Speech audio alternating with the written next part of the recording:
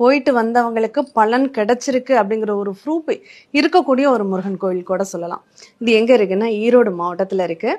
வரும்போது ஒரு அம்மா கால் பண்ணுறாங்க, ரொம்ப அழுதுகிட்டு ஃபோன் பண்ணுறாங்க. இந்த செட்டிநாடு ஏரியா இருக்கும் இல்லையா, அந்த செட்டிநாட்டில் அந்த கழுத்தீருங்கிறது ரொம்ப விசேஷம். அவங்க தாலிக்கு நிகராக அந்த கழுத்தீரு அப்படிங்கிற ஒரு நிகழ்வை பயன்படுத்துவாங்க. அதை வந்து என்ன பண்ணுறாங்க, பத்திரமா இருக்கட்டும்ங்கிறதுக்காக அவங்க அம்மா கிட்ட கொடுத்து வச்சுருக்காங்க. அம்மா காலமாயிடுறாங்க. அம்மா கிட்ட இருக்கக்கூடிய உடைமைகள்லாம் அன்னி கைவசம் போயிடுது.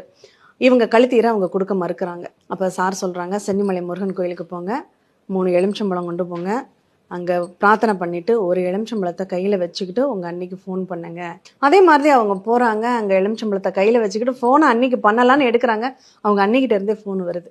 ஃபோன் வந்து உன்னுடைய பொருள் என்கிட்ட இருக்குல்ல, நீ வந்து வாங்கிட்டு போ அப்படின்னு சொல்லி ஃபோன் பண்ணுறாங்க. அந்த அம்மா போய் வாங்கிட்டு அவ்வளோ சந்தோஷப்படுறாங்க. அது வந்து அந்த சென்னிமலை முருகனுடைய அந்த அனுகிரகத்தால் தான் சாத்தியம் அப்படின்னு சொல்லுவோம்.